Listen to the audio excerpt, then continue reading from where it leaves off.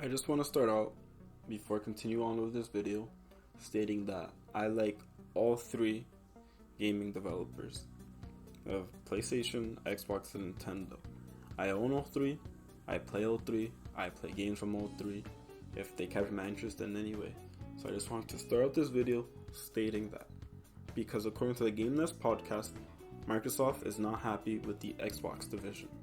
And according to Grub from the Game Nest podcast, they're upset, they didn't release a first party game last year.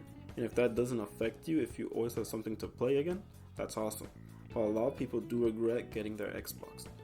Those are some hefty words to be saying as well, if that is true about Microsoft, how they feel about the Xbox division.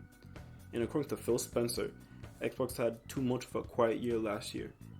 And that's not great when you have consoles less than 3 years old to sell with relatively few in-house games to choose from released since their arrival as it is.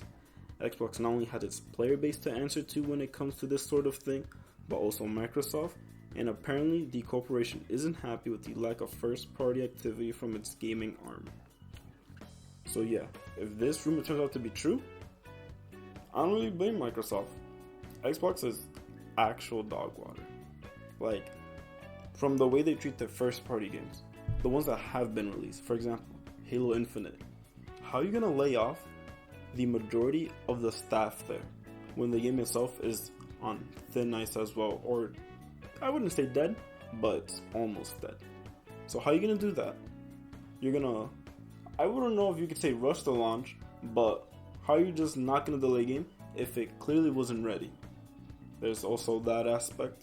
Like, you want Xbox to succeed, but you don't give it the ability, the tools for that division to succeed. So that doesn't make any sense as well.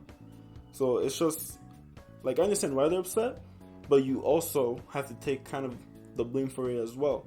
You can't be upset of something if you yourself are not giving it the chance to blossom, to grow, to become what you want it to be as well.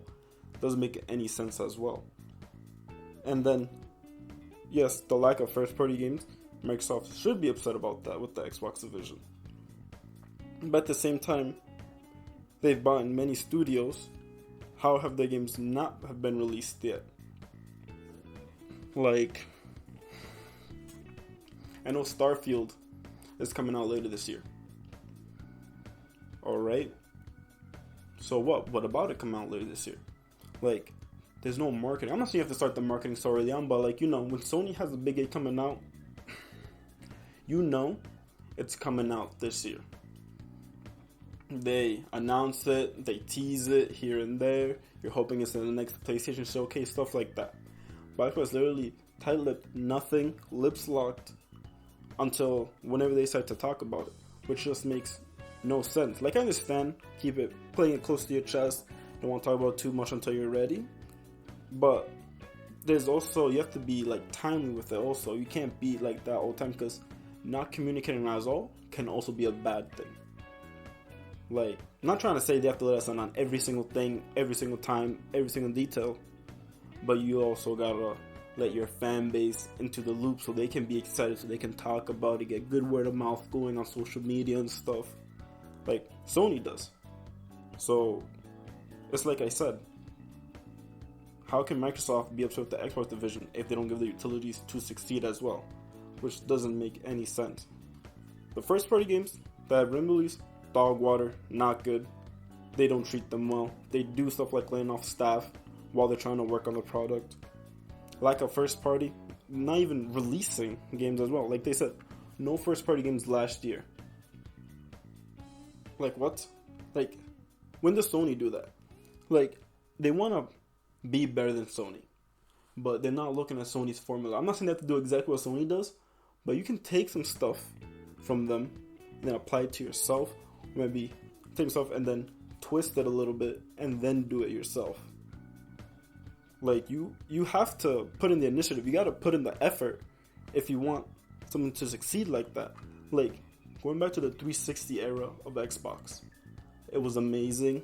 Halo, Gears, practically anything they did was amazing at that time frame. My favorite time of gaming, my favorite console ever, was the 360 era. It was was absolutely perfect. But that's because they gave it the attention it needed, the money, the effort. Anything that the Xbox division needed, they would give it to them when they could. So that's why I can see, that's why you have bangers like Halo 3 and the Gears trilogy at the time. And you also like Reach and ODST as well.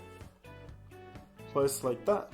So think about what you did back in the older console generation and then apply it to today if possible.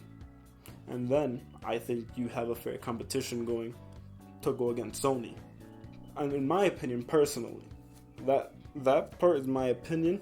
I don't run a corporation, don't know how to, but looking back in the past, what has worked, why not try to do it instead of just saying you're upset about it? Okay, I'm saying you're upset about it, they should be doing something, but you own them. You should also be consulting them on what you can do to help them also. It's a two-way street. You gotta both participate. Like, this is a business. You can't expect a division of yours to do something about it if you're not willing to help them out also. Maybe they are.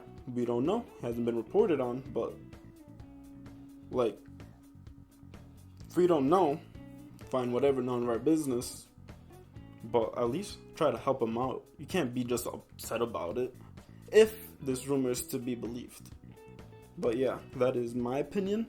Let me know what you guys think. Feel free to like and subscribe. Till next time, see ya.